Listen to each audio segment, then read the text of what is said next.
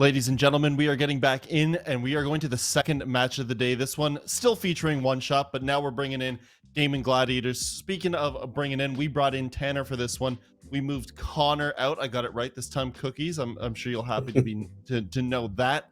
But let's start off with Gaimin Gladiators since we'll save one shot. We've seen enough of them. We've talked enough about them. Gaimin Gladiators is the team you can depend on. I don't know if you could say that per se. They really haven't had the greatest Playday yesterday. Yesterday was probably one of the poor You can showings. depend on them, as in you know when they're going to win and you know when they're going to lose. That is fair. I actually do. I actually wholeheartedly agree with that. A great roster. You know, they've got a lot of star-studded players. You know, you've got players like Arrow, who was one of the top performing players in Stage 3 of CL last year. And one of the biggest players I want to highlight for this game is Quartz, specifically because of the fact that what team did he play for in Stage 3, Cookies? I believe it was One Shot Esports. It was One Shot Esports. So he's got the inside track on what One Shot want to do right now. And as a result of that, you're going to see, you know, maybe he's going to be able to decipher some of these plays. I'm really curious to see how that's going to play out, or that dynamic is how that's going to play out in this this game. Well, on the flip side, CJ, does that mean that One Shot has possibly his number? It's entirely possible that they know exactly what they're going to get out of Quartz. And it may be something they like. Except they haven't anticipated that Subarctic has stepped up as the entry. Maybe they had a little bone to pick with how Quartz played like the Zof and whatnot back in Stage 3. Sub is playing arguably at a higher level than Quartz used to play. Now, I know that's some fighting words. I know when Quartz watches this, his fight or flight is going to trigger. But Sub's playing incredibly. Last game was the pinnacle. Was it 14-4? And he just played that game too, so he's still hot. His hands are still scalding coming into this grudge match. Don't take him to bank. Do you put all your money into the whole Quartz coming from One Shot thing, or do you just kind of use it for where it can get you a bit of gains, but then still focus up, do a larger game plan? Yeah, I mean, he was on the team a long time ago, so you can't put all your eggs in that basket. It will show up here and there. You know, maybe he'll understand how a particular player plays a particular position, and he can exploit it from their scrim. But other than that, not really. And if you go back, it's a team game, and you look at how they played yesterday. There was a lot of mistakes. Especially on the attacking half coming from Gaimin Gladiators. I'm going to touch into my critical points just a bit. The biggest one was they weren't bringing the utility for the pushes that they wanted to do. You know, you're seeing them go clear vertical control on a map like Theme Park and then not have a sledgehammer or not have breaching charges. What are we doing? And then all of their attacks, I think they lost, how many rounds? They said it was 3 rounds yesterday to time. They're just so slow. They need to pick up this pace. They need to start bringing the right operators that they want to be playing. And if they do both of those, I still don't think it's enough. Oh, we ain't even had predictions yet, and you have no faith. Okay. One Shot's just too hot right now, man. They're playing it lights out. Speaking of hot, bro, emotion. They try to play it off like they're all cool and this and that, on Twitter.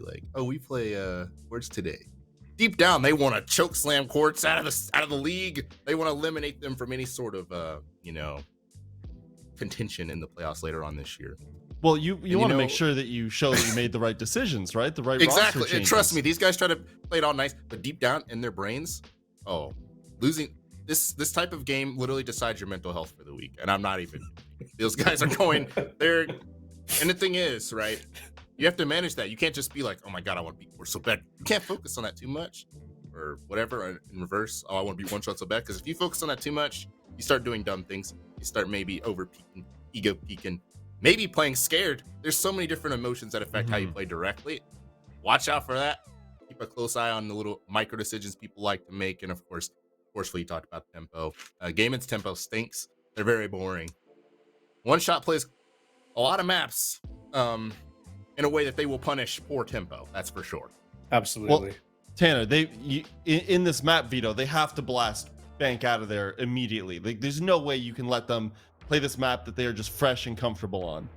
Honestly, after seeing the last 2 performances and seeing the improvement from One Shot, if you let a map like Bank go through, there it is. Gaming's just would have been trolling to let that go through. So I really like seeing the bank coming out from here.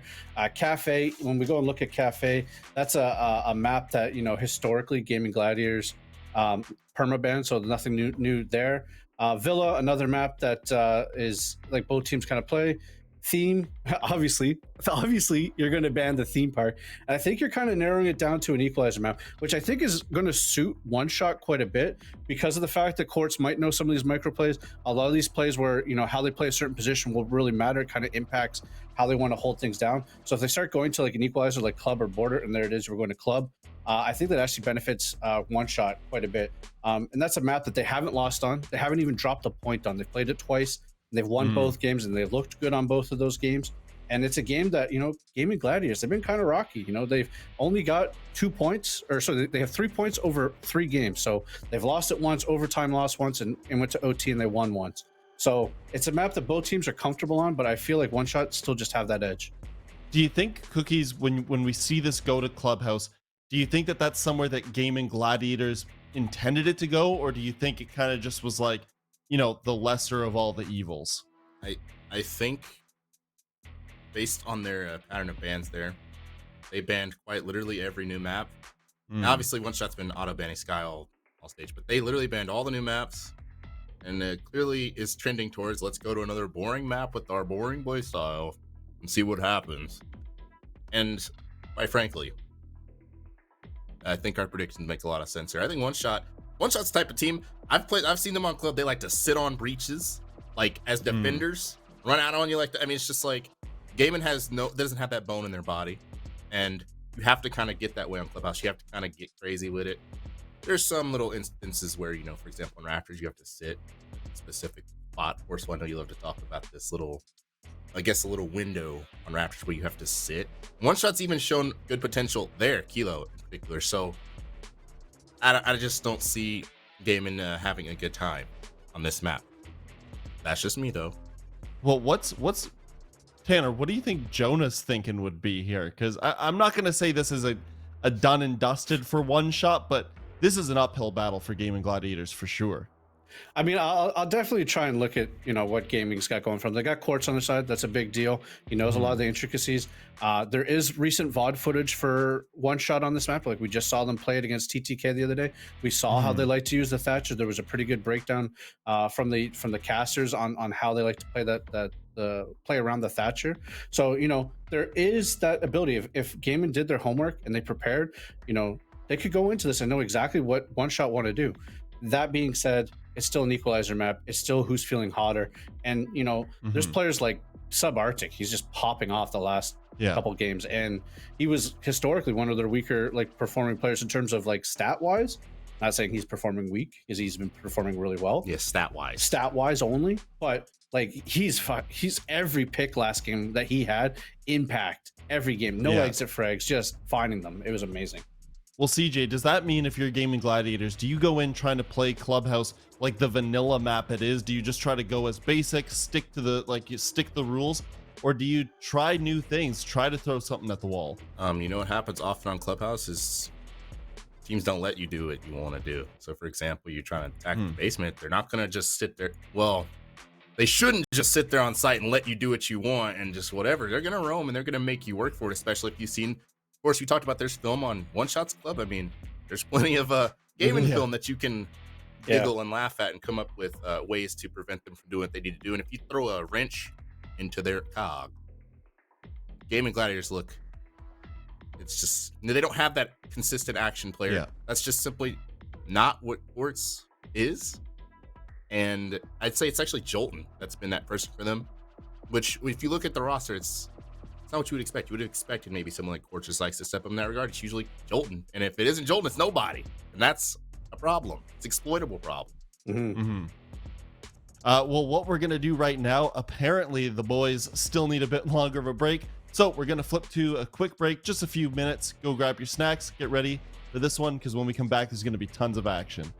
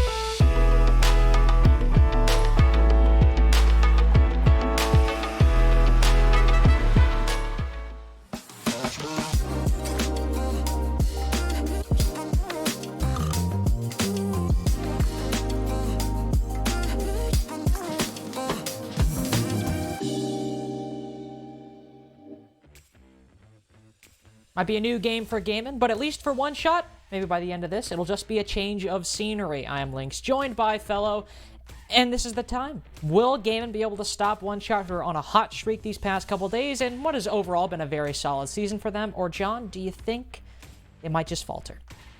You know, I think in terms of simplicity, just to kind of, speed this up, I think the main thing to look at here is if One Shot is play like they did on match 1, they'll be fine. And then if Gaimin Gladiators, if they play like how they didn't play yesterday, they should also be fine, technically speaking. There were a lot of problems in terms of consistency for Gaimin Gladiators last match that was talked about a couple of times by the desk. And I think on a map like Clubhouse, where they haven't been consistently strong, unless you're counting their losses, that's been pretty consistent for them so far on the side of Clubhouse, then this is not looking good for Gaimin Gladiators. It might more or less be kind of a bait to just kind of lure them into a sense of safety because they know Clubhouse like the back of their hand in comparison to some newer maps like Skyscraper, for example.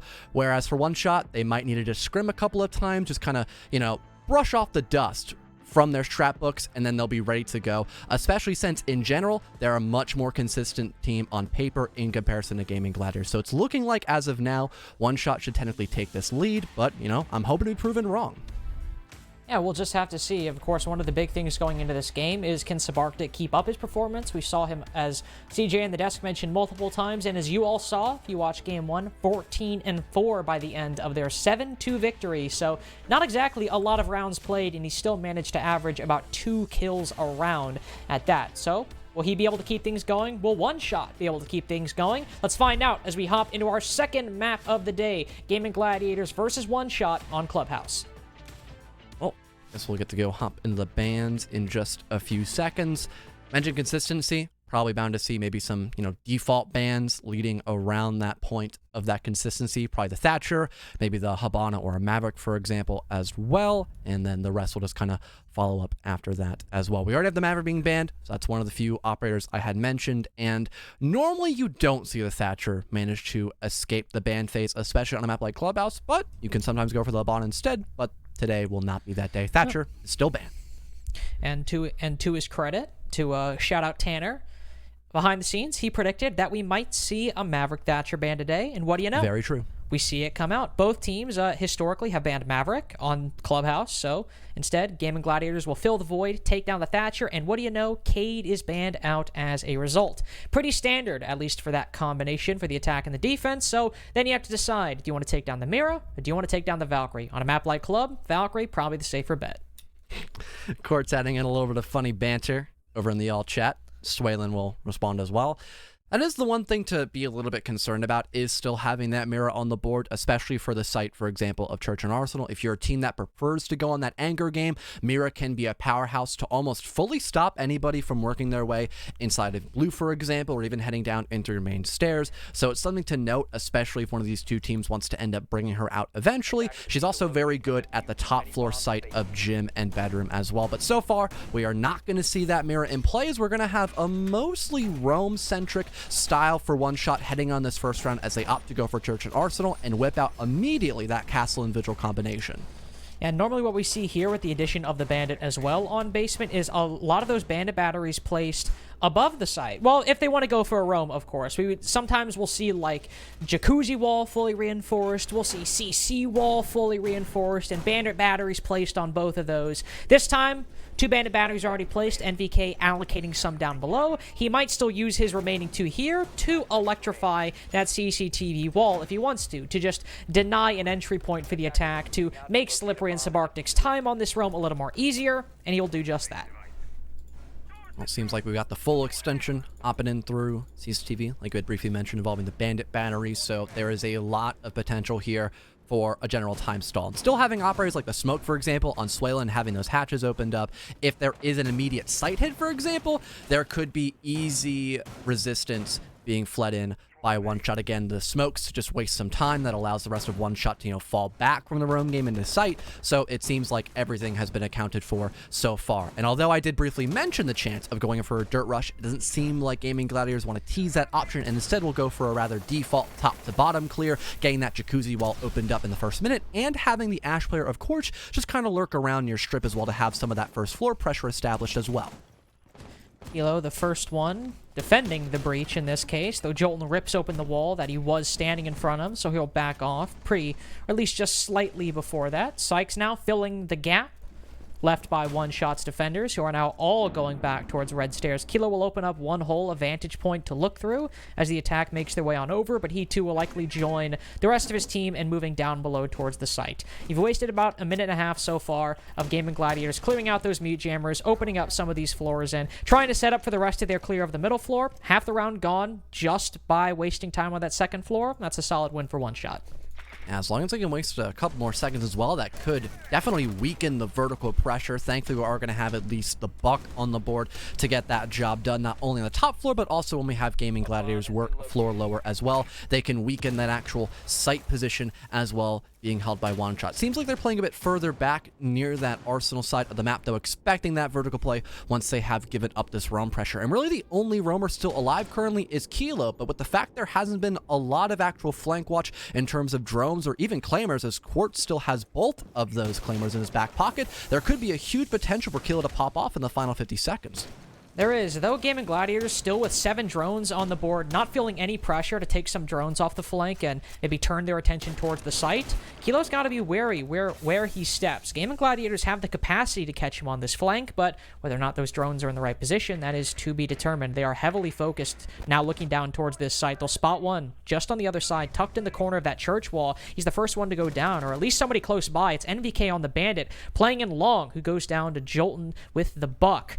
But still, a lot of this utility is still alive with only 20 seconds left. Swaylen can maybe use that shotgun now that the utility is gone. Kilo also, I was going to say, he's got a C4, but Quartz spots him and domes him all the way up in construction. But still in the 3v5, if Slippery and Swaylen can go huge, this could still be a round win for One Shot. Though Swaylen blinded, as Beastly goes to move on in, he can't react in time. Swaylen and Sub both drop the diffuser, and an expert rotation by Swaylen keeps Gaimin Gladiators guessing. And One Shot carry with the same strength they had in game number 1, playing the site and playing the time.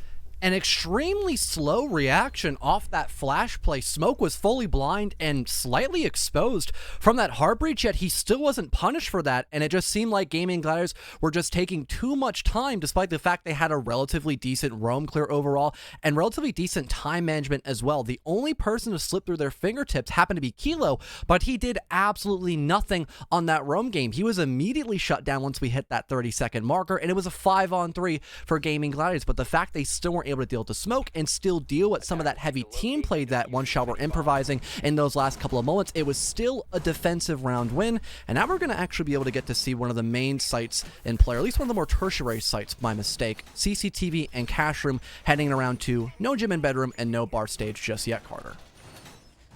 Yeah, it's interesting. Clubhouse in CL is basically flipped on its head from where it is in Pro League. In the NAL, Church Arsenal, the only good site on the defense for the defenders on Club. Everything else is in like the 30s when it comes to win rate. In CL, Church Arsenal, lowest defender win rate, below even bar stage. And Gym and CCTV, the highest sites.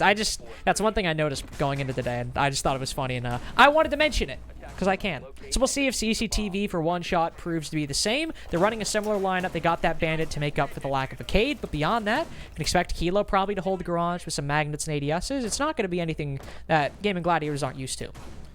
Really shocked that we don't have really anything to stop the garage wall from being opened up. No mute jammers are on the board. Those bandit batteries are going to solely be used inside of the plat wall, maybe over inside of the con single wall as well. So we could have a pretty big emphasis heading in over and towards that garage breach and dealing with the Raptors players. Thankfully, though, One Shot, they are pretty much expecting that, so they have the extension slightly leading in through Lounge, for example, with that deployable shield and a couple ADSs here and there as well. Eventually gets destroyed, but still a bit of utility sacrificed for other utility, and still having the rest of those magnets and ADSs set up inside of the top of Raptors is still going to give a lot of leeway for Kilo to work with that top position for as long as he wants to.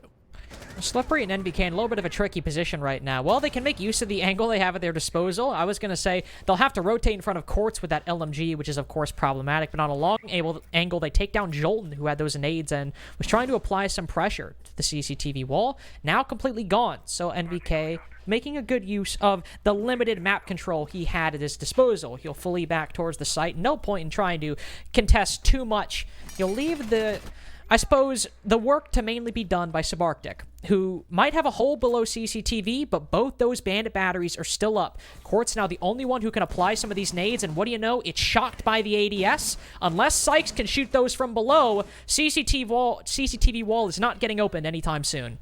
Looks like Quartz is currently watching up red. Sykes breaks one of those few bandit batteries, but Subarctic, he still has one in pocket, and here's the you gotta charge, be kidding expecting me. it, and nobody is watching for the contest of that bandit trick. Great positioning by One Shot at the very least, but I really cannot say the same for Gaimin Gladiators. At least they're able to break it the second time. The Kairos charges will do the job of that hard destruction, so still, it's another avenue of approach for Gaimin Gladiators, but they still need to worry about the player inside of Raptors, which is Kilo, who just netted a kill on towards Quartz, making it that 5-on-3.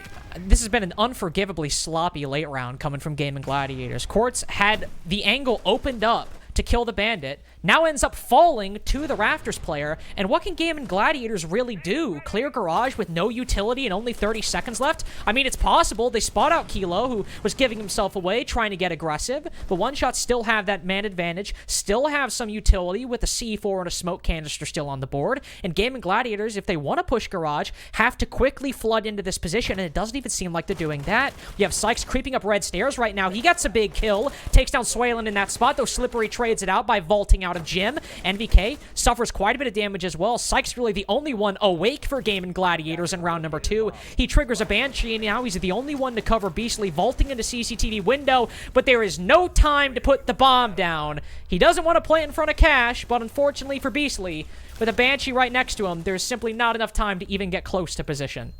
And I don't think, correct me if I'm wrong, Carter, I don't think they actually made an entryway leading into Plat Wall, which is why we saw a full-fledged rotation by the Thermite. No, it was only a single set of those Skyros charges to actually open up the Plat Wall at all, just to make a kill hole, maybe if that plant goes down. But it took forever to clear out that player inside of Raptors, and Sykes still fully rotated to go walk up red stairs as well, giving up that vital map position that Gaimin Gladiators had just earned. Maybe they were expecting a lot of presence to stop that plant from going down to the default spots. They tried adapting by heading more in towards the construction side of the map, but that failed because the roam game was still alive. They were able to detect that position over near CCTV Balk, so they had a great run out attempted. Really, everything was still fine and dandy for One Shot, despite the fact that Sykes kind of gave them a bit of a scare near those final 40 seconds, finding a couple of kills throughout the mix.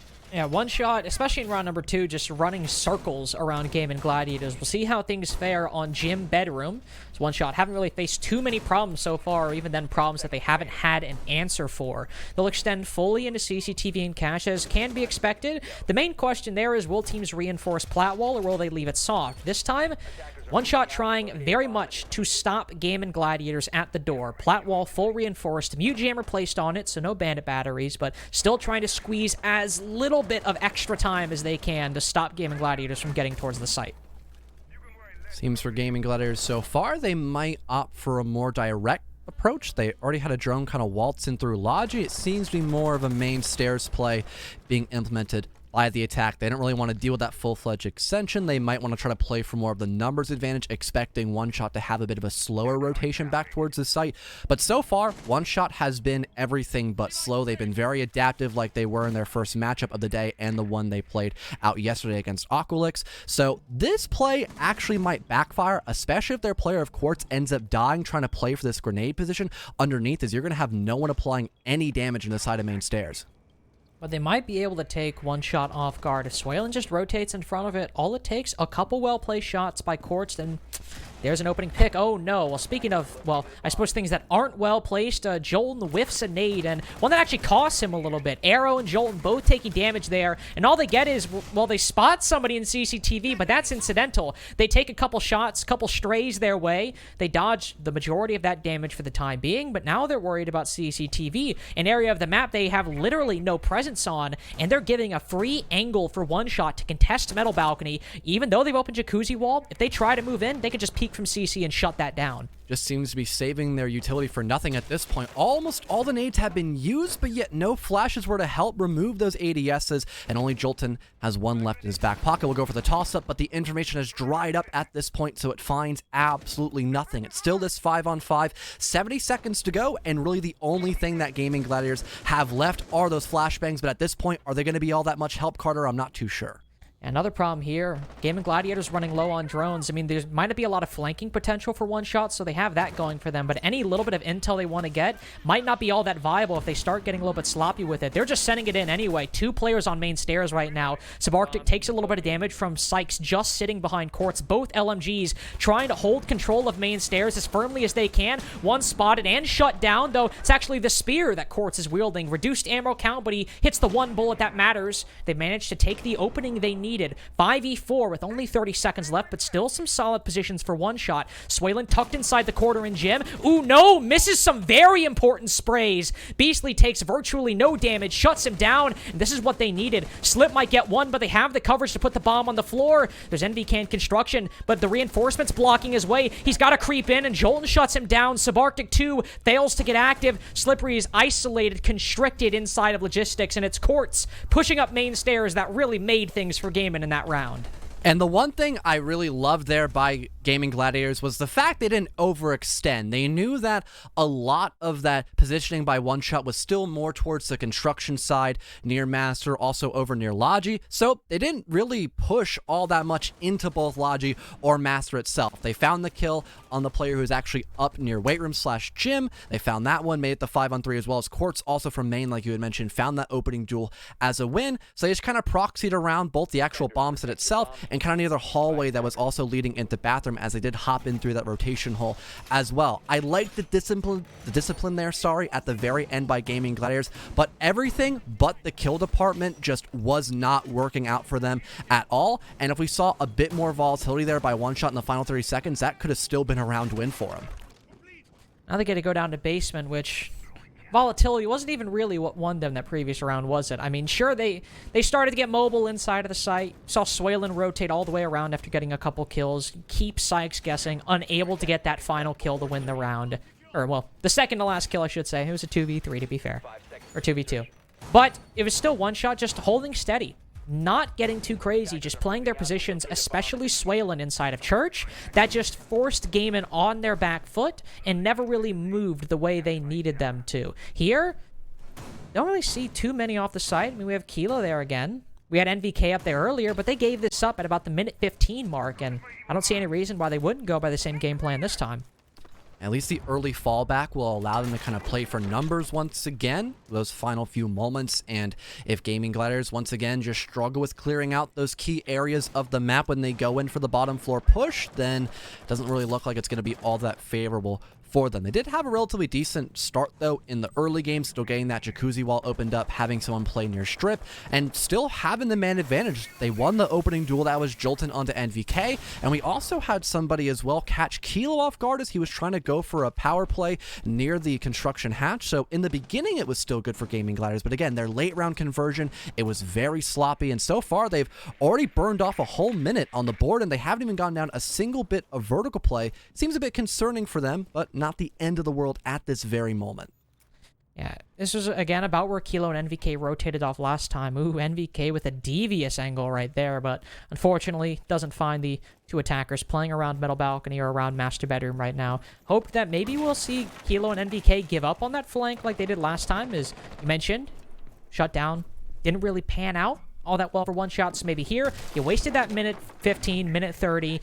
Gaimin Gladiators already took a slow enough time to execute onto the site without the little to no help you gave them in slowing them down further. So this time we see NVK fall, we'll see Kilo drop down as well. So the one good thing Gaimin Gladiators had in that first basement attack, now gone. No opportunity to shut down the flank if there isn't one.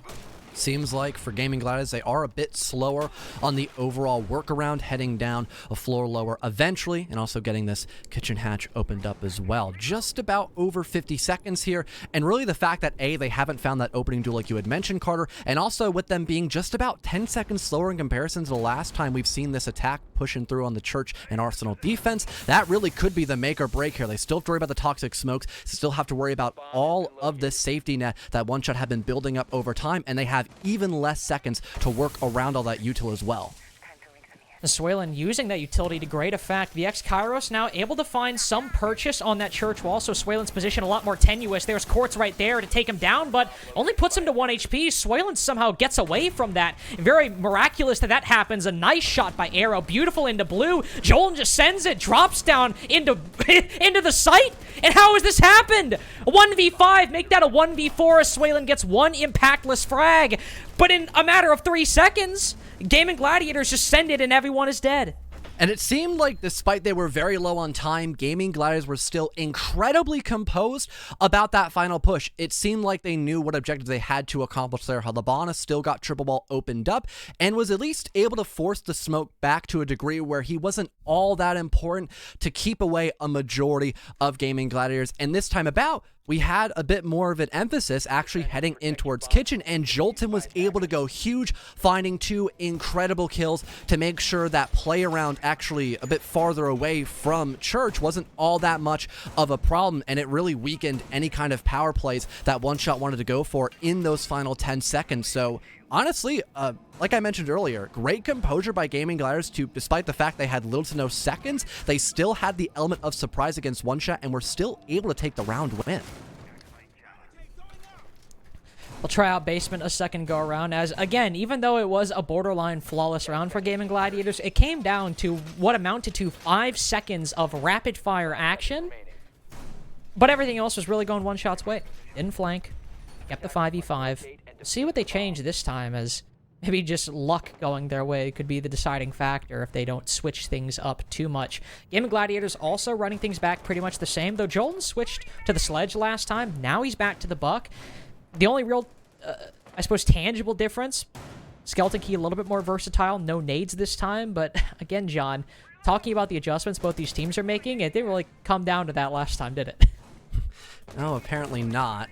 It looks like there are a slight bit of changes here and there. Instead of the Sledge, we've got Jolton back on the Buck, which, at least last time around, we did have Jolton be much faster when he was actually rocking the Canadian operator in comparison to the SAS one, so quite a big fan of that. And it didn't really seem like the grenade potential was all that important for Gaimin Gladiators. The flashbangs to actually force away one-shot defenders such as Swaylin in particular on that smoke roll is probably going to be much more impactful than those grenades like I had mentioned. They just have to actually use them, but looks like the flashes, to say the least, have not been important at all, as across the ways we have Quartz just waltzing in through main, probably from the strip side of the map, and actually catching both Subarctic and also Swaylin off guard, and that's your smoke already gone. My point is just completely null at this point because he's already dead to rights. And those are 2 big picks by Quartz right there. Force NVK to rotate back, but Kilo's still on that top floor. He's in a tricky decision spot. Do I get aggressive, try to win back this man count, or do I cut my losses?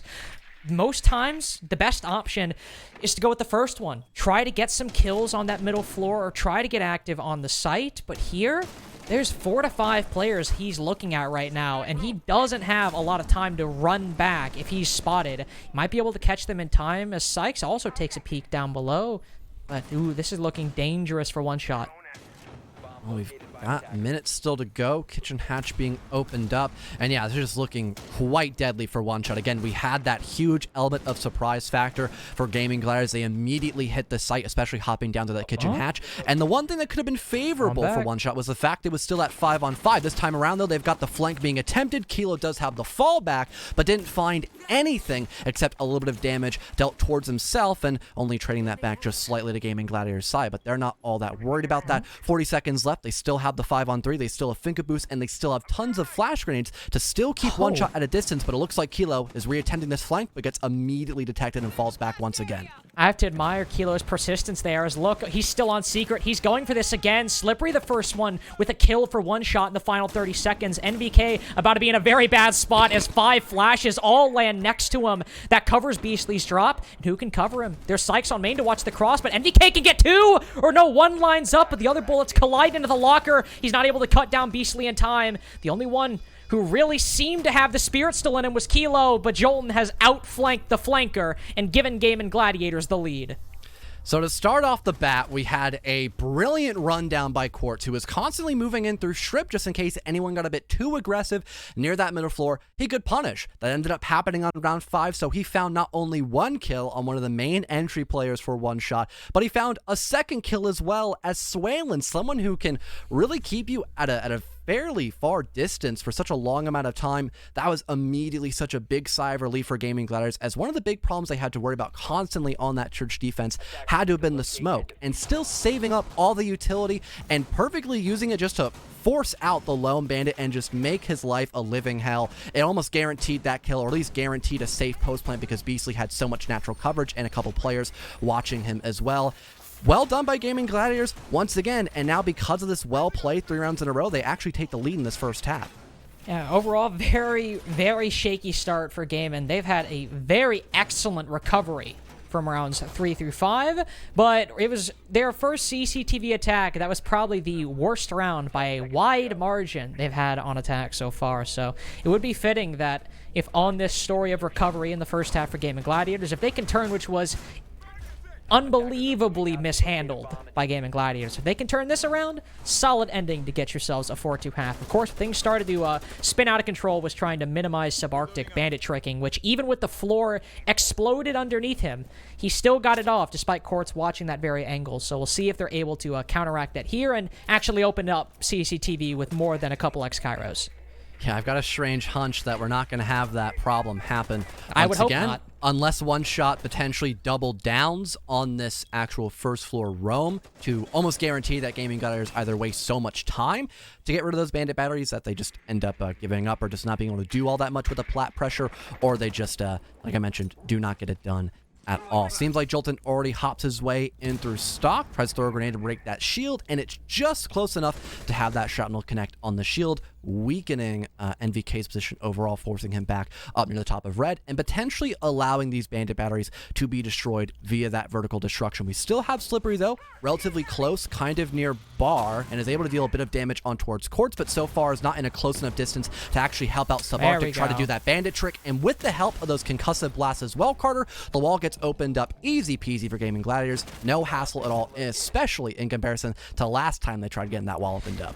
And now everyone can back off. They can retreat out of the building if they want to, regroup and decide, okay, want to go for master bedroom and construction, or do we want to do what most teams do, which is focus on garage? It appears that they're going for that ladder right now. They've got that those X-Kairos, so they can open up a hole to walk in through garage, and also a hole in the top right corner of that right garage door to deny the vault back in to CCTV from garage. Kilo, even with only 30 seconds left, was dealt with very quickly once Gaimin Gladiators focused their attention to this area, and here it's looking like it's going to be the same way. He just barely escapes it for the moment, but found prone. It's actually Subarctic, the guardian angel for Kilo, who gets the first pick.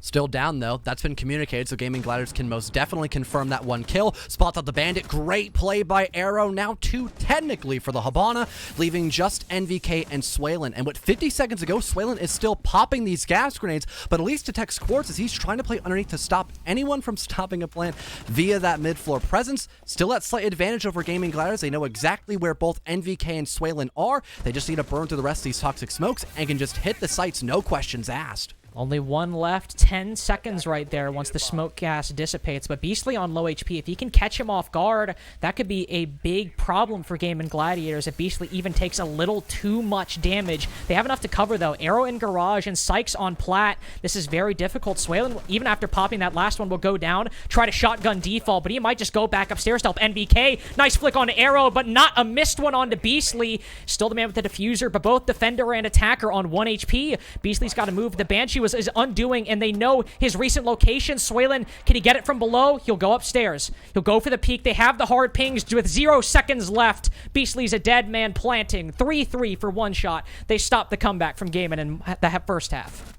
An incredibly close round to end out the half, but at the very beginning, things did look rather promising for Gaimin Gladiators to actually take the lead off in that first half. One thing to mention that we talked about all the way in the analyst test was that lack of secondary utility by the side of Gaimin Gladiators, but this time around, they utilized it perfectly. They forced out the Wamai player at a pretty good time. They were able to trade back against the Bandit of Subarctic, holding a very cheeky angle all the way at that top half green box leading in from Cash Room, and it just seemed like they had everything taken care of. Even the smoke grenades were forced off at a very early time, still giving the offense about 10 seconds to go, but just that slight over-aggression did favor One Shot a tad more, and that was able to give them that slight advantage, and they were still able to burn out the clock and stop that defuser from actually going down, forcing us at this equal standoff here, moving in the second half. But still really any team's game at this point because of that great equalization, but I'm really interested to see how effective this roam game can honestly be for Gaimin Gladiators as they start off on Church and Arsenal with the full-fledged roam extension. Yeah, no bandit this time. The only hard breach denial they have being that mute, which can get the job done for what you're going for. You're not trying to burn utility, just trying to waste time, delay their entry into the map, delay their progression, and clearing out that top floor, and by extension, that middle floor. That's all you really need to do, and you don't need bandit batteries to get that done. Though, if you really want to stop their entry, that might be a little bit more effective of a method. For One Shot, they're basically running the exact same lineup to what Gaimin Gladiators were doing. The only real change was, well, I guess Quartz would hamstring himself by running the spear instead of the LMG, and every now and then we'd see a sledge, sometimes a buck, no a sledge, no a buck. It's basically the exact same thing Gaimin Gladiators ran, and it's not like you need more on a Clubhouse attack. They'll get the job done. A couple of Excalibur charges detonating on out. Those holes could actually be used to maybe throw a couple of grenades to break the mute jammer and not have to force yourself to go play for that first floor clear. Don't have to worry about any pesky roamers. And because it didn't seem like all that much has to be exposed over near that first floor, we are seeing an attempt at pushing in through that jacuzzi wall to maybe have more of an emphasis actually over in towards the construction side of the map. But again, those mute jammers still being a threat. Not for very long though, as someone's playing out near the gym window to go destroy it. It will impair One Shot for only a couple of extra seconds, but still keeping them at bay for a little while longer. Drone just comes sailing on through and lands in the middle of Narnia, but nothing too much to harp on in this first minute, Carter. Hey, hell of a throw, though. Gotta admire that. It certainly looked nice. Didn't land where he wanted to, though. Unlucky. For Gaimin Gladiators, their goal was to waste time. They've done it so far. Minute and a half gone as One Shot are now just moving down to that middle floor. There's no Cade on the board, so they can open those hatches for free, though only 2 X-Kairos actually dedicated, likely just baiting out the impact trick from Jolton, who stays his hand, actually. Lets those 2 go forth, and now we actually might see him use it. No. Keeping it close once again. Not letting them get any room, though unfortunately, that a bit of a misplay there, because 4 X-Kairos can't open it up, and Quartz's impact missed, so unlucky. A lot of time has been used up.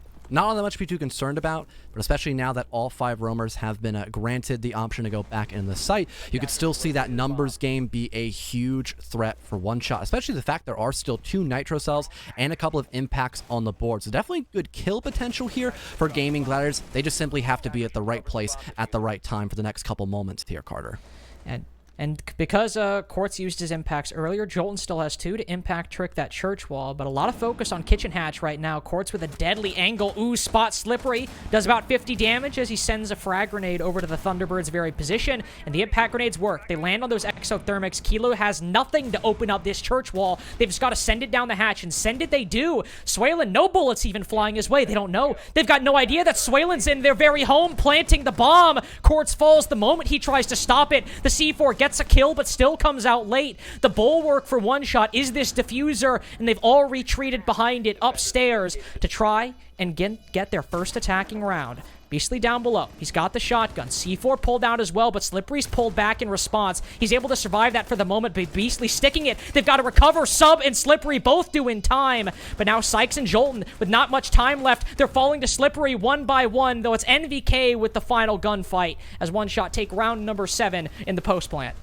And it seems like for Gaimin Gladiators, they were not in the right place to stop that plant from going down. Great trust factor there by One Shot, and also a good realization that they need to get this plant down as they have no time left to spare, but there was plenty of coverage. They had someone watching near main, so in case anyone tried shooting out through Moto, they were not able to find all that much damage, and someone still watching near the hatch as well to provide that direct coverage in case anyone wanted to hop their way over in from the back of church, or even that long hallway to go for a C4 toss-up. Seemed like Gaimin Gladiators just had no idea the plant was going down, as if Swaylin had just a cloak of invisibility, waltzed his way down the hatch, no audio detected, and again, the coverage, it was mighty sufficient there for One Shot to get their first round win in the second half. Now we get to see Gym and Bedroom in the option here for Gaimin Gladiators, and finally, after 8 long rounds, we have the mirror as an option here. Beastly's rocking that today.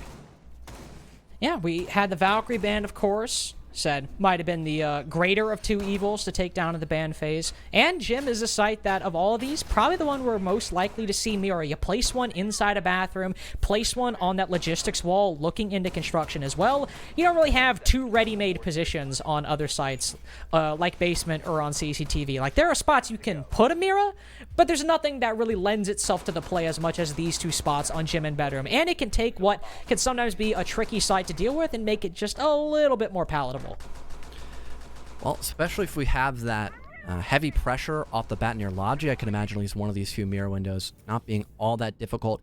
It's more or less of one shot at some point, wanting to get Jacuzzi Wall opened up, where that could lie in as a big issue with having the mirror still available. But for now, it looks like one shot are for the most part going to want to deal with this extension leading in through Cash Room, which actually looks not a little more on the lighter side of things. The angle of that, I couldn't notice someone actually playing near red. Still seems like it's a very default stack up, having Jolton on the Wamai playing kind of close near that connecting door between both Cash Room and also Construction, and having that Aruni of Sykes playing on the top of red as well. Arrow not too far behind either, playing near Secret Stairs, just to make sure that if anyone wants to work their way from bottom red to deal with the Aruni, they'll be met quite quickly by that 416. Swalen creeping ever so slowly up rafters right now. He's got some support, likely. Don't think they're going to send the Hibana on a solo clear for CCTV and Cash. But he still worked his way into that position. The mirror window also no longer really viable to play off of. Excellent overall just usage by one shot and making the most of the minute 10 seconds. Open up Jacuzzi Wall, made the mirror inside of logistics basically completely nullified, and they can start looking over towards CCTV and Cash as well. I mean, John, this is about as good of a minute and a half as you can get, and now they've got the opening kill as well. Yeah, huge grenade landed out by Beastly. Your only Nitro cell that was on the board for Gaimin Gladiators is now completely diminished, and we still have tons of pressure across the entire map. We've got someone playing out into the CC Balk. We have the Alibi losing a bit of HP, not only from that window player, but also the pressure applied over near the Jacuzzi Wall as well. And Quartz having a bit of trouble moving his way in through that rotate hill will be kind of put in a rock in hard space at this point. 70 seconds left, and one shot are still in peak performance right now, just to finish out this round in flying colors, but they still need a kill here and there just to confirm that will be fact of matter. I mean, you really can't blame Quartz all that much for getting as aggressive as he is. One shot, it basically opened up the entire site. They can pressure CCTV as well. Somebody's got to take the burden of trying to get a kill, trying to even things up and put a roadblock in front of one shot. In this case, Quartz has decided he's going to take the plunge. It's not worked out so far. He's lost more HP than he's dealt damage, but only 35 seconds left. One shot, they are prepped to move on in. They can scurry on into the site at a moment's notice, but time has been wasted and a little bit of damage done. Enough to maybe cause some concern, though still enough to be healed by those adrenal surges. Concussions go on in. NVK finally sends it through the breach, but there's Jolton waiting with the mirror window, the one that's not been dealt with. Both him and Arrow decide to join the fight. Court spotted. His shins right in the middle of Gym window. Subarctic takes it down, but there's only 10 seconds left. You're focused on the wrong guy right now, dumping so much utility to take a man already out of the action as the round's been lost before you were able to land that kill. Sykes, he might get the final two, but really it was Arrow and Jolton especially able to shut down that push into Jacuzzi.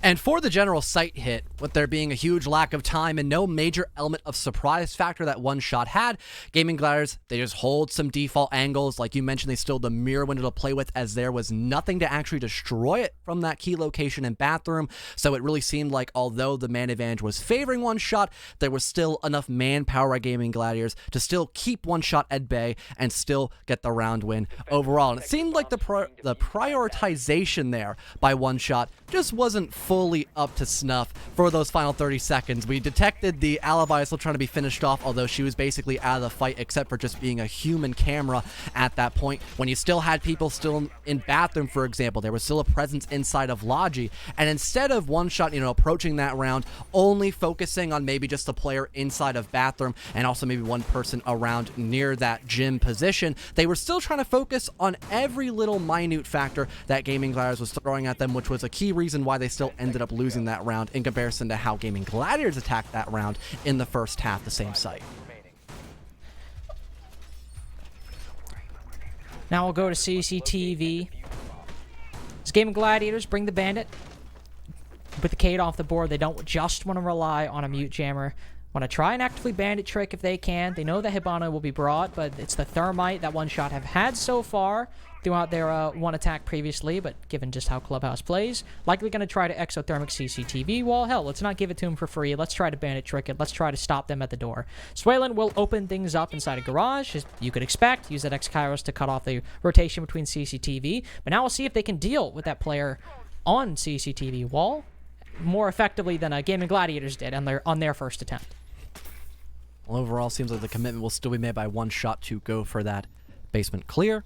Now opt to have Slippery maybe go for a little bit of grenade presence in the first floor as well. Can't really do all that much as the Sledge when attacking CCTV, so it does make a lot of sense, especially when there is no castle on the board. So maybe he finds a kill here or there. Maybe he's got some vertical watch he can do as well, just catch a roamer off guard. Any little bit will help out here in this next minute or so. A drone will spot out the roaming Jaeger of Arrow. He actually goes for the safer call and decides to maybe work his way down the basement stairs to rotate around later on, but across the ways we notice out that the plat wall has been opened up at a pretty standard time, so nothing too shocking as of now. Everything going pretty much according to plan for really both teams, in all honesty, Carter. Now we'll see them turn their attention over towards garage, use some of those nades, use some of that utility to clear them out. But Arrow took the safer option in the short term. In the long term, at least the long term for how this round could go, he stayed inside a bar. Nope, never mind. I was capping, unfortunately. He will go back downstairs instead. Maybe flank up Secret if he wanted to. There is Quartz down at the bottom of red. Maybe he'll join him. So there's some players in garage. We'll just have to see what he decides to do. 2 drones now. Quartz is shot. They both spotted him. He's been in a bit of a dangerous position at the moment. But ooh, Sykes! Hell of a shot with that DMR and NVK. Looking for 2 as somebody peeks that garage door. Slippery playing with fire at the moment. Peppering some shots as well. But Sykes still holding firm as 2 now join themselves. 3 inside a garage. Arrow making a big play inside of Oil Pit. This round might just be decided in garage if One Shot keep pressing their luck. The timing has been futile so far for One Shot. Still not dealing with Sykes. He's got the long range with that DMR to deal plenty of damage from a safe range. 5 versus 2. The smokes keeping that plat player out at bay. Kilo trying to go for a hero move in the back of construction. Finds at least 1, but it's still that 4-on-2. At the moment, it's still heavy isolation here for One Shot. That presence inside of Raptors is looming on the head of Kilo as he really can't actually enter in the site all that safely. Jolton swings wide, connects on a subarctic, and Quartz gets the final kill of the round, giving Gaimin Gladiators the lead-off round heading into round 10.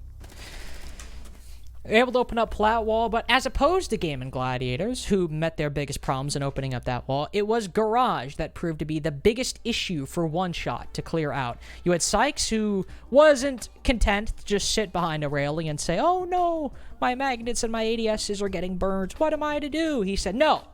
Don't peek me. If you do, you're going to die." And that's what happened. A couple people peeked him. Some tried to use his utility, but also just playing with Quartz in tandem down below, really making garage much harder to take than it might otherwise be. It's not just, oh, clear utility, then we'll push on up and kill him. No, they actually had to fight tooth and nail for even an inch of ground, and Sykes and Quartz were able to win their fight. So overall, good strategy by Gaimin. It was a risky one, but with Sykes in that position and with some support from Quartz, they can certainly, and well, they did end up making it work. And one thing to note there as well for One Shot, they did everything by the book. Again, they got plat wall opened up at a decent time. They had garage wall as well to not just only work their way in through garage door, yet they lost all that pressure they had building up over in the side of the first floor, for example, near like secret stairs and, near that swamp/lounge part of the map. And also the general timing of when they pushed in from both garage door and the actual back garage wall was completely unsynced. They did not really communicate that in a way where they could at the very least trade against Sykes. So throughout that entire round, like you had mentioned, Carter, we still had Sykes alive and well and basically stopping anybody from him just doing God's work in the middle of Raptors. It forced a last-second change up there by One Shot, and they just did not seem all that comfortable, even when they were finding a couple of kills here and there in the mix. But after that timeout, we did see how well it actually worked out for One Shot last time for a timeout when they played up against Aqualix, and it looks like they're hoping to have that be met here as well against Gaimin Gladiators, as they're actually at the disadvantage here by a singular round in this 10th one. Thankfully for them, of course, they know that Gaimin Gladiators will go back to basement. They also know that this was the one round they've won on attack so far, so they can obviously take the time out, discuss the issues they've seen over the course of these rounds, but they can know going in that this is a site that has worked for them, a site that they were able to attack and were able to win successfully, even though it was a little bit shaky going forward, and will continue to be so here. NVK cut down by Jolton, though, with a dead man's hand. He's able to cut the Malusi down inside of Jim as well, so gone not without a fight from NVK, but still gone nonetheless. A Finka for the Malusi, that's probably a trade Gaimin are more than willing to make. Especially since all the active utility that is now gone because of NVK's loss of life, can no longer heal yourself up with the adrenaline boost, and lose out on one of your only few sets of grenades as well, which isn't the most important thing on the basement site, but it's still something nice to have in case it becomes that much of a requirement. Such a close standoff between both Sykes and the Habana of Swalen, though. Only a small movement would take it to actually kill Sykes here. He gets spotted out by the drone, but picks the literal perfect moment to thread the needle and move a bit deeper inside a bathroom. Now, Subarctic tries to join the fight to spot out this Vigil, but does not have any more information, but lands the shot quite well, giving one shot that slight advantage and almost a 4v2 as the player in main stairs has to thank their lucky stars that their head did not get ripped off their shoulders.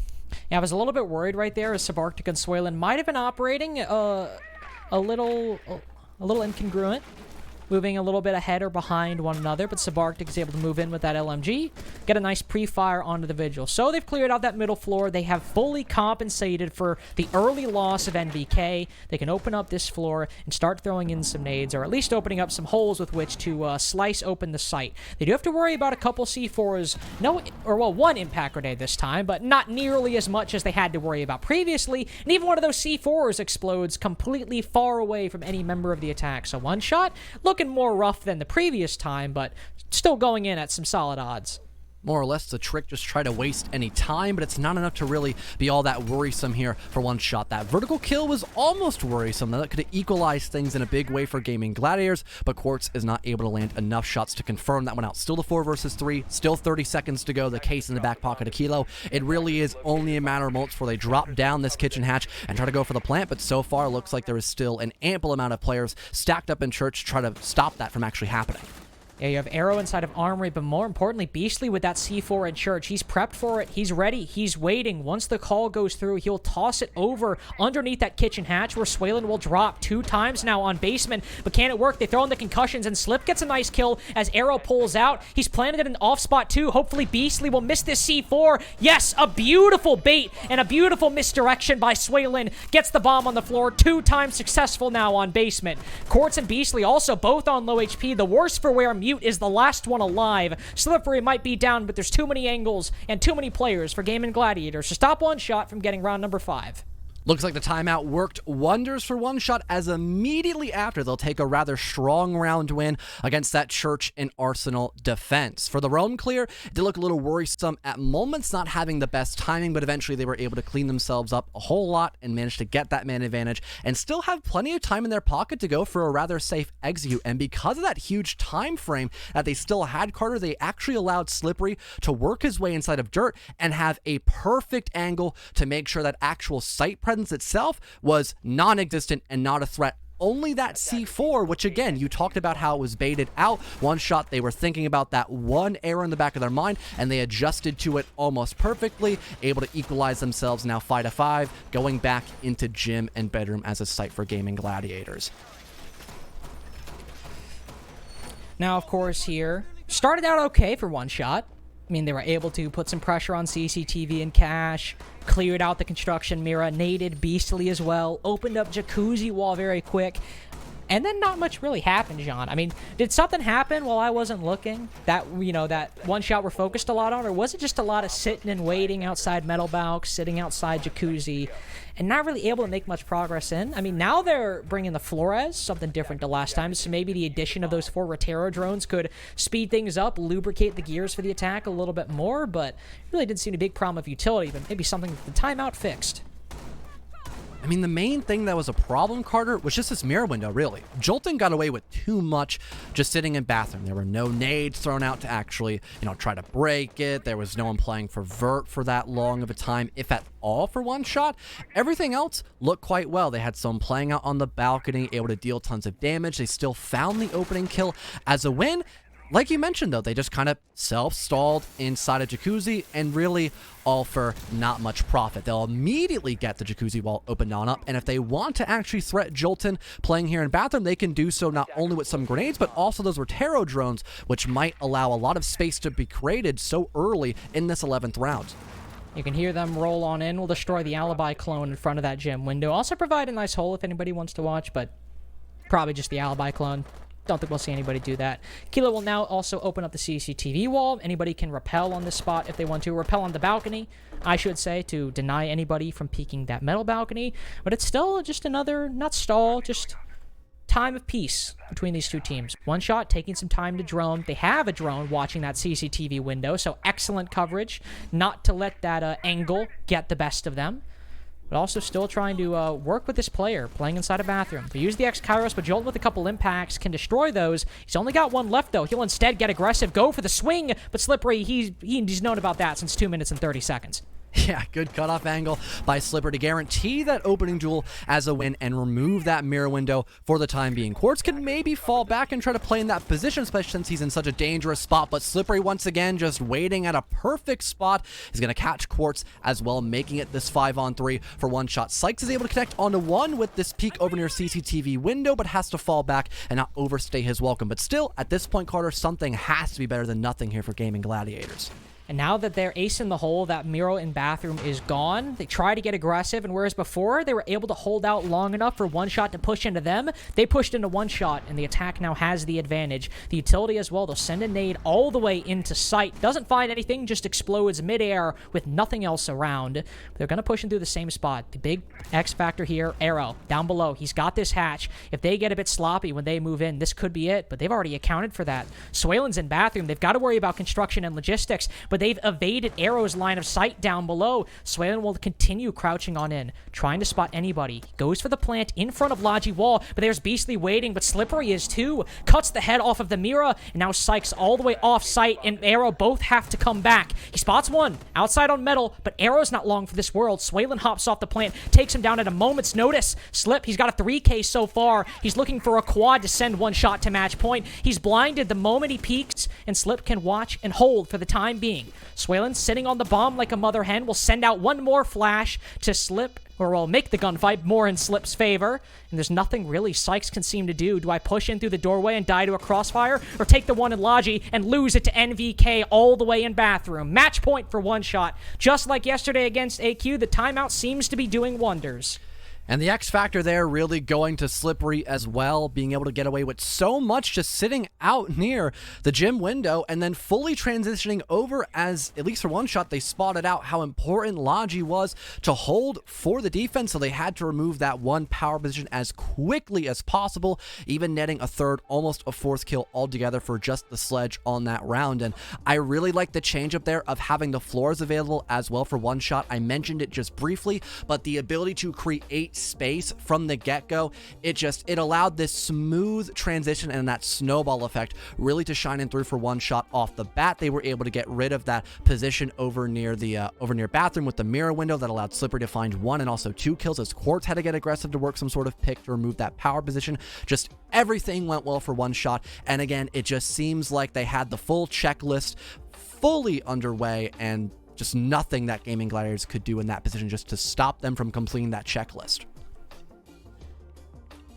Timeout now, obviously, from Gaimin Gladiators to try and get a hold on things. As well, they've lost basement, they've lost gym. Kind of on the opposite of One Shot, they know that they're going to go to CCTV, or well, they can go to other sites, but they know that they probably want to go to CCTV to try things out. But on the flip side, John, I mean, One Shot also know that there is a good chance they might go to CCTV again. They didn't try basement after losing it.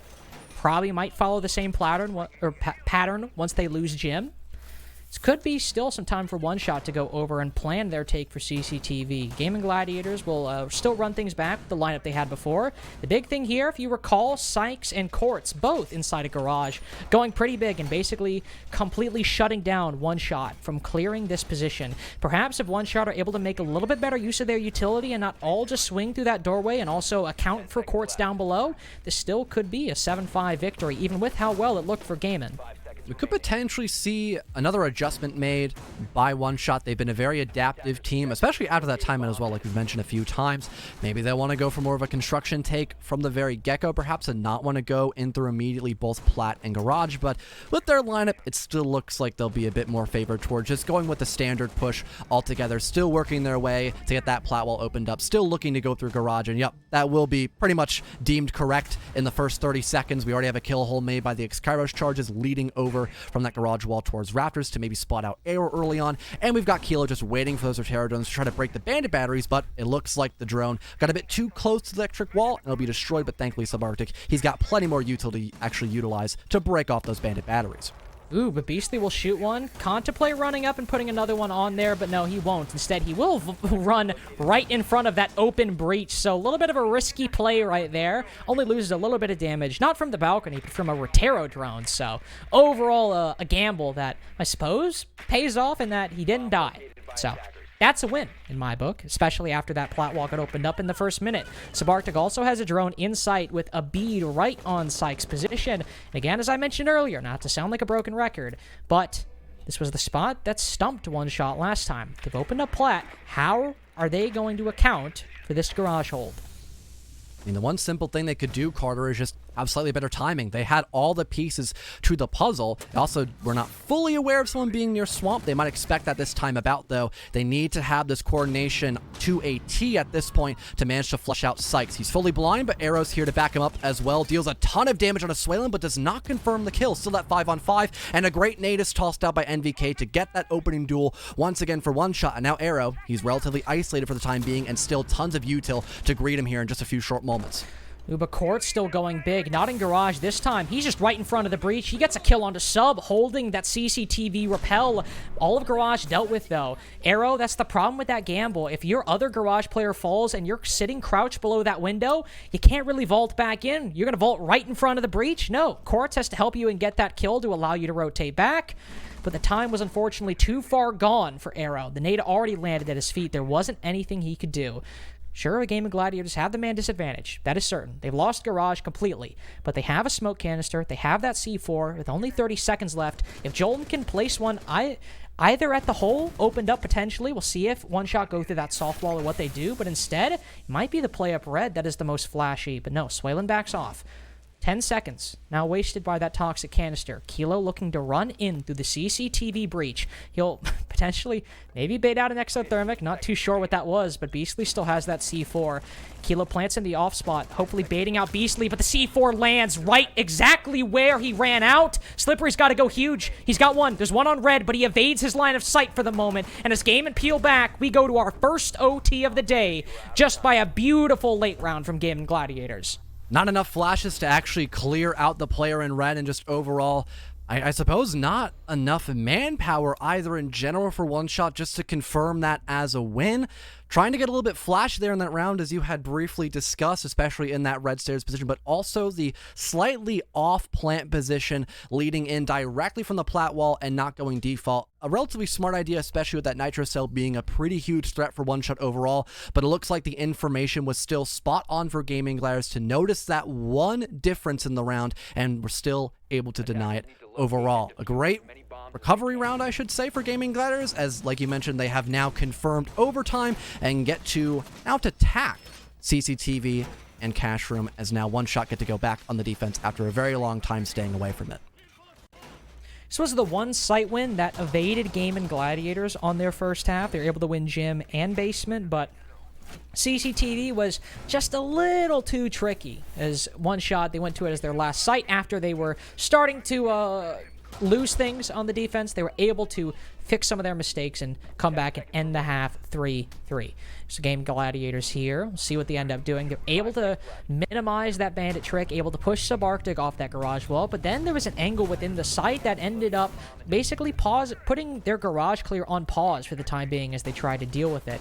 But overall, I'm nitpicking a little bit because this has just been a very solid game between these two teams, especially after the timeouts. Each one took their timeout respectively. So we'll see who maybe just makes the smaller mistake between these two teams or is able to capitalize off of the smaller one.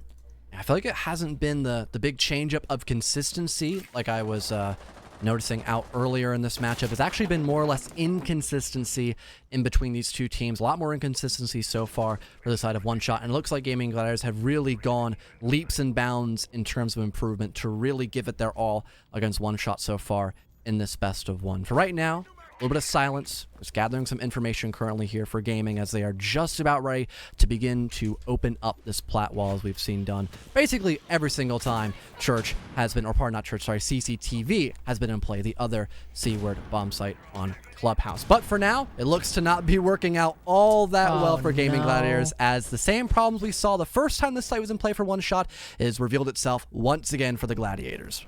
Overall, just a solid play by Subarctic. He knows they're going to concuss. If they pop off via proximity, how do you counter that? Just back off. Don't play there. Don't allow those concussions to detonate. He'll still allow the wall to be opened up because, well, there is somebody down below in Lounge who can shoot him. So best not to provide that opening to the attack. But overall, just a nice job wasting some concussions and forcing the attack to burn one extra nade. That's no longer any for Jolton and only 2 for Quartz. So if these magnets and ADSs, if One Shot can have those burnt in Garage, looking okay. But Quartz is able to open things up onto NVK. Once again, being relatively strong in terms of that entry, especially on the Finka roll here, and also Ash as well for Quartz. It's that man advantage so far for Gaimin Gladiators, but they only have about a minute to work with and maybe just enough information to go for this grenade play. Seems to be thrown almost close enough to Subarctic, but he's currently on the vault, so it's not going to deal all that much damage. Slippery's currently underneath an oil pit and could try to go for a hero play, but he's been spotted out. Great information once again by Gaimin Gladiators. It looks like they spot out the prone player as well up near Rafters, and it's only 2 defenders left to keep these attackers at bay right now, Carter. Yeah, Swaylen has been the anchor player so far for One Shot, at least in terms of memorability, having some big plays in round 1, big plays throughout the first half, and here gets the first kill, making it from a 2v5 to a 2v4. Still not great, but 1 kill better than it was before. I've said this time and time again. What do you know on CCTV? It comes down to 1 toxic canister and 1 C4. Swaylen cooking it can burn 10 seconds right here, but Beastly charges on in, but not in an off spot. Sykes has to cover, the C4 goes, but it goes too far. The smoke misses as well. Both pieces of utility evade Beastly just ever so slightly, and that gives Gaimin Gladiators the opening they need, the time to get the bomb down, and match point as well. A huge make or break and a huge error / blunder to be made by One Shot on a round so crucial to make sure they don't have to win 2 rounds in a row just to stave off this loss here against Gaimin Gladiators. What a, I guess, great commitment there by Gaimin Gladiators. Kind of like what we saw all the way in Church and Arsenal when One Shot had to stick that plant when attacking that basement site. You have no other options. There's 10 seconds to go. You just have to hope some sort of error is made by One Shot. And again, it's that point I referred to of that inconsistency. That is a huge inconsistent move there made by One Shot, with stopping that plant from actually going down just because some slight communication as to who's able to do what. We had the smoke be pushed away by the Zofia, so he couldn't go for the immediate smoke toss-up that forced the communication of the nitrous to be deployed, but because the plant was still going down, the C4 was a little late, the smoke got tossed out as well, and it was just complete chaos, with the post plant still being huge for Gaimin Gladiators to get their 7th win. For their basement defenses as well, this was, well, if I do recall correctly, this was actually the one site that Gaimin Gladiators failed to win, John, on their defenses, so that's correct, right? They didn't win this site once on their defense, right? Well, we'll go back. They did win it a few times on their defense, actually. But that was quite a while ago. Maybe I'm looking at my notes incorrectly, perhaps? Sorry. No, sorry. Yeah. I was... you were? Okay. No, oh, yeah, well, I was looking at my notes incorrect. Excuse me, I suppose. Either way, all good. one adjustment made here. Either way, we see Jolt move to the Maestro. He's been playing Impacts previously, but this time they've got a little bit of intel inside of the site, which is overall probably for the best. Swaylen, the second time around, planted in an off spot that made Beastly C4 completely useless, so getting an Evil Eye in that spot will be a lot more helpful and still gives him the impacts like last time. And also, at the same time, that's the only real change for Gaimin Gladiators, so a lot of One Shot will still be trying to clear through this top floor ever so slowly. And once again, it seems like the timing is alright by One Shot. And it doesn't really seem like we've got Gaimin Gladiators all that willing to give up at least the middle floor just yet. They've fallen back from the top floor Only thing so far that could be a huge issue as of right now is maybe the Zofia of Subarctic, who's working their way around through Strip like Quartz has done numerous times in this best of one. Doesn't really seem like Gaimin Gladiators want to trigger that trap card though, and they will just move away and head back in the site to play for that 5-on-5 during the execute itself. Doesn't seem like One Shot's fully aware of that though. They are still playing for vertical all the way on the top floor, and again, just that small fraction of time management really could be huge once they actually go for the site pushes. Now they have even less time to go for vertical, which directly because of that gives them less time to actually hit that first floor directly. See Jolton, I believe, just firing a couple shots down below. At nothing, shooting his demons at the moment as there's nothing else to fire at. One shot, less than half the round remaining, taking their sweet time up above. We'll send out 2x Kairos to bait out those impacts once again. Quartz waits, sends it, gets it. Excellent utility usage, and he's still got one more in pocket as well. Only problem here, no impacts for the church wall this time. Both of those land, but Swalin's still got 4, and now they can't destroy the breaches on that church wall, so a little bit less than they had before. Well, 50 seconds left, and we're in packs, so hatch will get opened on up. Everything's still looking well enough for One Shot to at least have a relatively standard push. Diffuser has been dropped for a brief moment. I could assume that just gets retrieved though, as everybody's still alive. No one's ended up dying just yet. Looks like One Shot are just still trying to decide where exactly they want to push from Pardon. I think that drone actually spotted out one of the roamers on that top floor, but if no one communicates that, that could be a huge liability for One Shot in these final 20 seconds. One Shot will still try to make the most of it, or the most of what they have. They'll open up Church Wall for another late angle, but Sykes playing close. The ERCs are going to do a lot of work. It's his gunplay that'll do the talking. He's blinded right now, but it's still One Shot with only 10 seconds left. Swalen, it's a late rotation over to the kitchen drop. Kilo going huge, cuts down 2. Swalen moves on in. This is his 3rd plant spot of the bunch, but it might not even matter. No, he's down! I didn't even realize the biggest play of the entire game as Gaimin puts Swalen on the floor. The lack of coverage does them in. Gaimin Gladiators win in OT.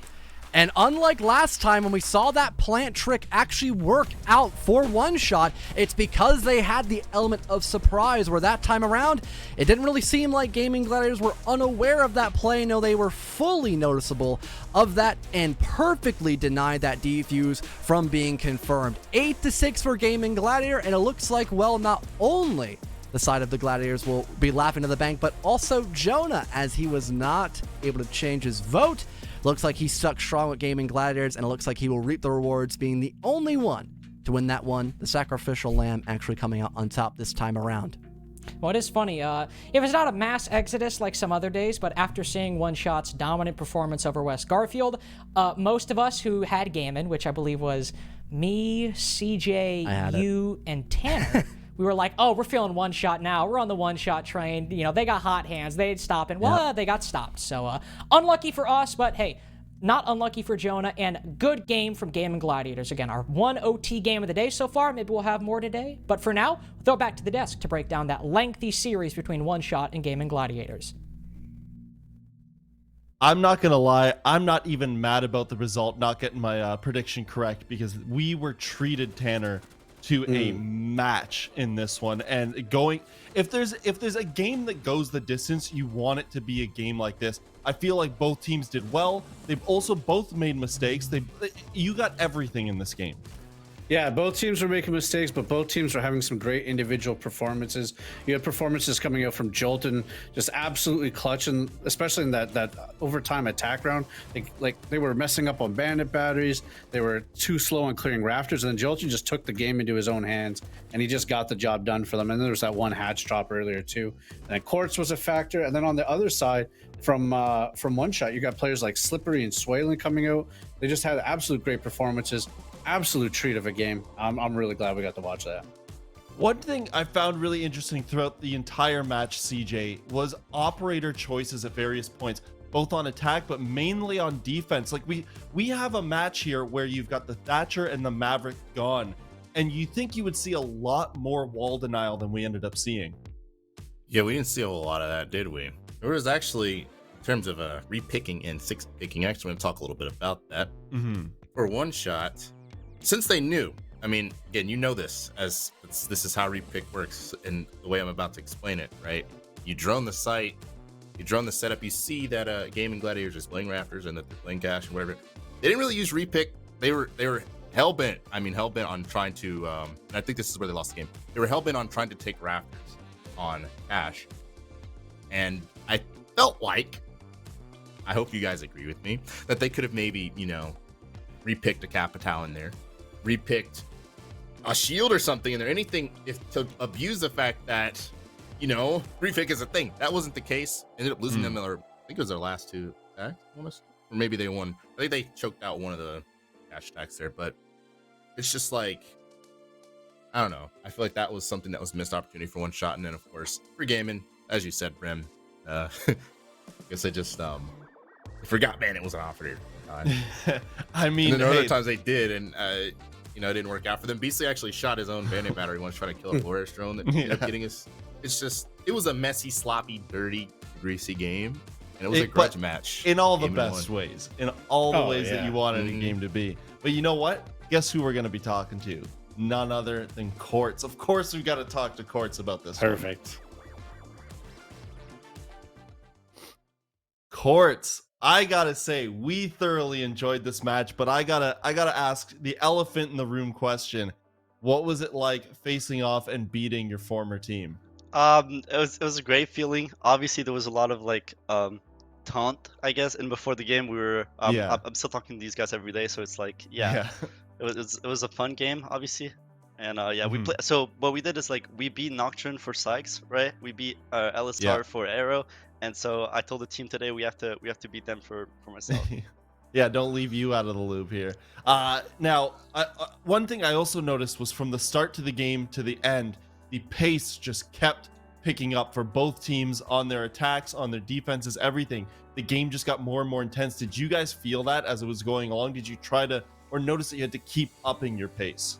We kind of felt like we had to because they were doing it on their own, and yeah, it was going really fast. The comms were going like really fast, I said, and then so a lot of mistakes were made, but it was more like playing off of trades and stuff. And there was that 1-2v4 that they had that was like, I mean, that they ended up clutching, that probably shouldn't have happened, but yeah, it was just like in the heat of the moment we forgot some steps, and yeah.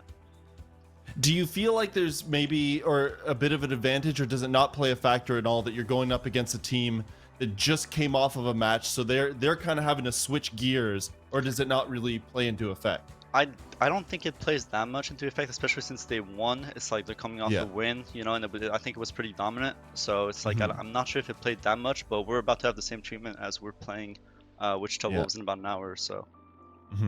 Well, I mean, if you guys play as good of a greasy, you know, heavy attack style game as you did this one, I'm sure you guys will have a good shot. Thank you so much, Quartz, and good luck with your next match. Thank you very much. I gotta say, that's just the type of game that just puts a smile on your face after. And you know what? The next 3 matches have a lot to live up to if they want to be as exciting as that one. We're gonna flip to a quick break, and when we come back, we will have Aerial Arise taking on Nocturnes. That's the first, or I guess formerly first team going into the day, taking on the 7th place team.